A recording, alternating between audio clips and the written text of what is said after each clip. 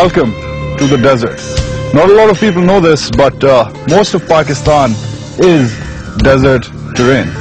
In fact, the desert we're standing in, this strip of the Thar Desert, has seen action in a couple of wars which Pakistan has fought with India. India lies just across that border, around 45 to 50 kilometers from there. In fact, Monabao, an Indian outpost, was captured in the 1965 war by Pakistani forces. That was a long time ago. Welcome to the desert.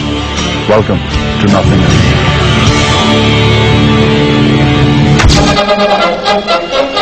That was a long time ago, but things have changed, and not necessarily for the better. In the 4 wars between them, India and Pakistan have faced off on several fronts, from the heights of Siachen and Kargil, to the valleys of Kashmir, to the plains of the Punjab, to the rice paddies of Bengal. But now there is evidence that the next war, if it happens, will probably be in the desert.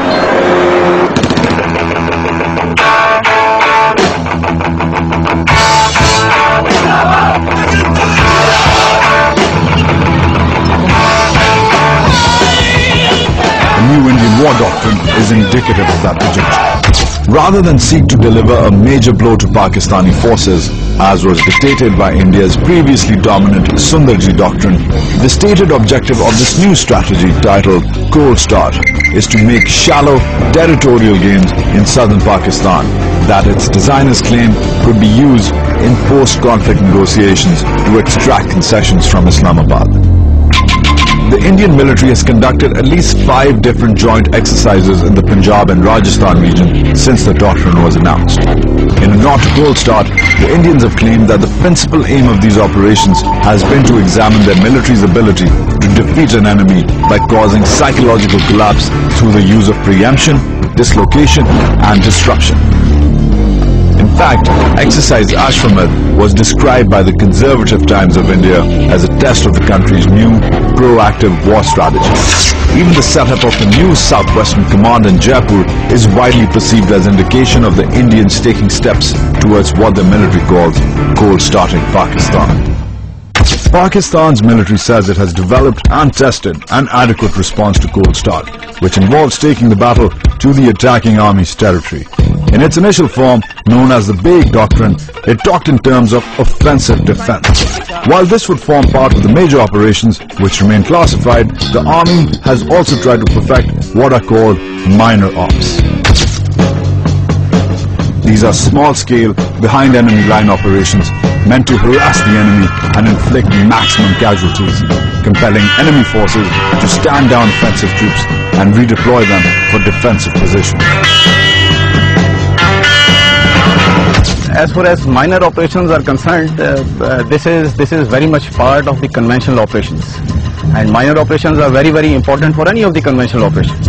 These are the operations which are aimed at going behind the enemy lines and conducting an operation behind enemy lines. It has specific purposes.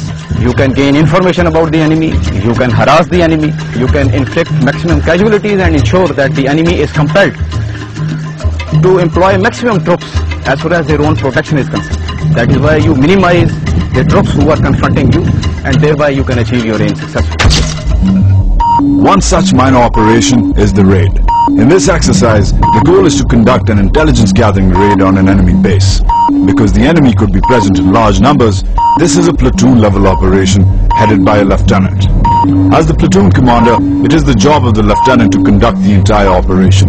The approach in has to be measured, calibrated and quiet. Stealth is key.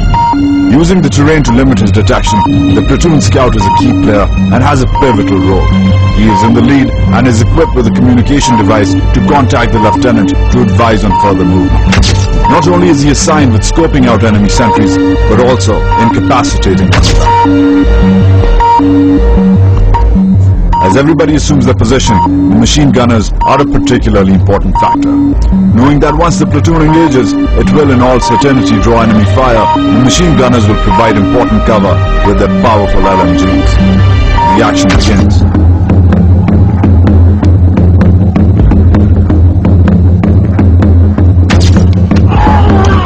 As the platoon scout disposes of the sentry, another soldier in position takes out the second sentry.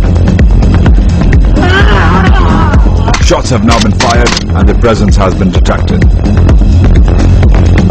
The machine gunners jump into gear. But the mission is not complete yet. This is an intelligence gathering raid and enemy maps have to be captured. As they are provided support by the LMGs as well as grenades, 2 infantrymen head out to enter the camps and retrieve the intelligence. One of them goes for the maps. The other one sets a fuse to destroy the campsite. The lieutenant sounds the fallback. More grenades help cover the fallback, as do the machine gunners. The exit is quick.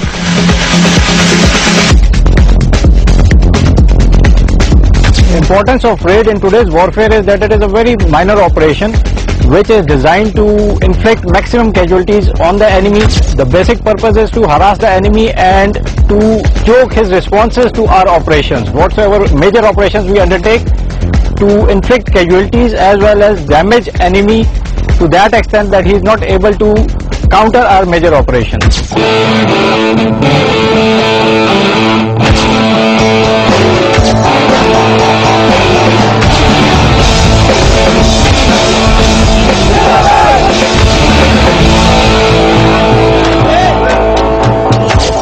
Training for desert combat like the raid is just half the fight. Surviving the unforgiving elements and negotiating the terrain for operations is as critical. What do the men and officers in charge of running and implementing desert operations find challenging about negotiating the hazards of the arid terrain? The desert, of course, as we all know, is extremely desolate. It is void of any vegetation, of any resources that you can live off. And the elements are critical to operating in the desert. It's extremely hot, as you can imagine. It's extremely windy, and then all these things and the terrain itself adds up to difficulties of operating in the desert. But that is a general talking from the vantage point of a Corps headquarters. How do the men on the ground handle desert ops? As an infantryman, basically I need to know about the terrain. So in the terrain we have no water resources physically, or you can say virtually no water resources. The water resources that are available are brackish. They cannot be consumed as water. We cannot take bath from that, and we cannot use even for cleaning or cooling down of the vehicles.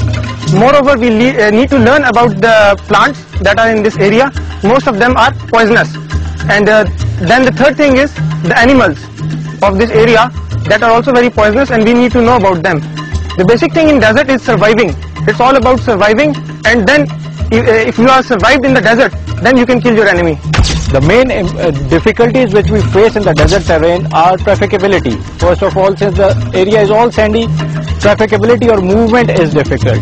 Then we are handicapped in terms of the logistic support, in terms of water resources. So the operations in the desert become more difficult than the normal terrain.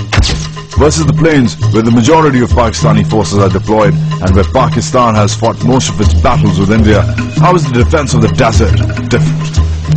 Defense of the